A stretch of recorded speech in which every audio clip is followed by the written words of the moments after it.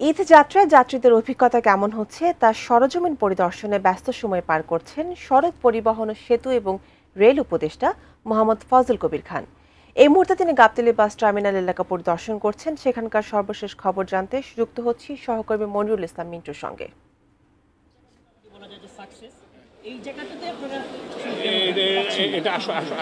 এটা বলি গুলিস্তানে কিন্তু যেটা ছিল কিছু হকারের প্রবলেম ছিল, আমরা হকারদের রাস্তা থেকে সরিয়ে আমরা ওটা ক্লিয়ার করছি। আমাদের এসি এডিসি তারপরে ডিসি সবাই মিলে আমরা ফোর্স নিয়ে হকারদের সরিয়ে রাস্তাটা ক্লিয়ার রাখছি। যেহেতু ঈদের আগে ব্যাপক কেনাকাটা, এই হকাররা একটু রাস্তায় আসছিল, আমরা সরিয়ে ক্লিয়ার করে রাখছি। তো ইনশাল্লাহ এবং এটা ওই ফিরে আসার সময় এটাই করবে। হ্যাঁ, এখন আপনারা শ্রমিক মালিক এবং শ্রমিক ধন্যবাদ। যে কোনো ভালো উদ্যোগ ভালো ফলাফল বই আনে, এটাই প্রমাণ হলো। আমারও নিজেরও 34 বছরের পরিবহনে এবারই প্রথম যানজটমুক্ত, চাঁদামুক্ত এবং নির্ঝঞ্ঝাটভাবে আরামায়েসে যাত্রীরা তাদের গন্তব্যস্থলে পৌঁছতে পারছে। কোয়ালিটি সম্পন্ন আন্তর্জাতিক মানের CMT 500W CSRM committed for better still. এটার সফল উদ্যোগ গ্রহণ করেছেন আমাদের উপদেষ্টা পরিষদের, বিশেষ করে আমি যোগাযোগ উপদেষ্টাকে ধন্যবাদ জানাবো। পাশাপাশি আমাদের সচিব মহোদয়, ওনাকে ধন্যবাদ জানাবো। ওনাদের সশরীরে এটাকে একটা মনিটরিং করার কারণেও আমরাও চেষ্টা করেছি পাশে থেকে কাজগুলো করার জন্য। সাথে সাথে আমরা পুলিশ প্রশাসন, সাংবাদিক সকলকে অভিনন্দন জানাই, ধন্যবাদ জানাই। সকলের সম্মিলিত প্রচেষ্টার কারণেই কিন্তু আজকের একটা সফলতা চলে আসছে।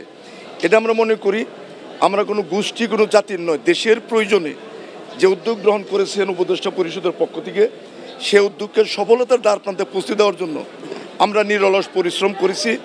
যার কারণে নট অনলি ঢাকা, গাবতলী, মহাখালী, সাইদাবাদ নয়, শুধু সারা দেশেই আপনার খোঁজ নিয়ে দেখতে পারবেন আমরা খুব কঠিনভাবে এই চাঁদা যাতে কোনো জায়গাতে না তুলতে পারে, যানজট যাতে কোথাও না তুলতে পারে, এই জন্য প্রত্যেকটি জেলার জেলা প্রশাসক, পুলিশ সুপার, ডিআইজি মহোদয়রা তারা যে শ্রম দিয়েছেন এবং পরিবহনের মালিক এবং শ্রমিক প্রত্যেকটা সংগঠন আমাদেরকে পরিপূর্ণ সহযোগিতা করেছেন।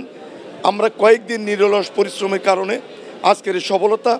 এই জন্য আমি আজকে আমাদের যোগাযোগ উপদেষ্টা, যিনি কালকে গভীর রাত্রে সে চীন থেকে এসে আজকে এটা দেখার জন্য চলে আসছেন, এই জন্য ওনাকে ধন্যবাদ জানাই। আমি সাংবাদিক ভাইদের ধন্যবাদ জানাই। আপনার কাছে একটা প্রশ্ন, সেটা হচ্ছে যে সরকার সবগুলো উদ্যোগে সজাগ জানে, কিন্তু এখানে যারা বিশেষ করে বাস মালিক আছে প্রায় সময় হচ্ছে অতিরিক্ত ভাড়া নেয়, সরকার ওদেরকে নিয়ন্ত্রণ করতে কিন্তু হিমশিম খাচ্ছে।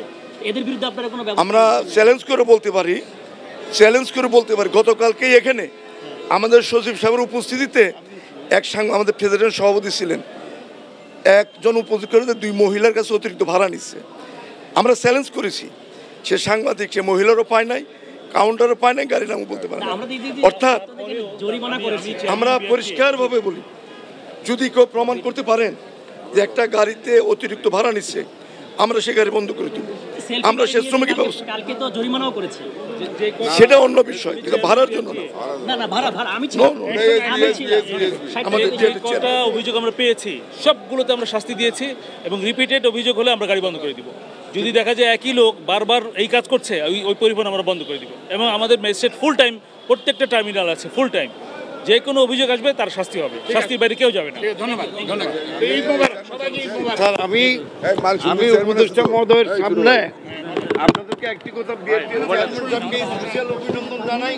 উনি প্রত্যেক টার্মিনালে মোবাইল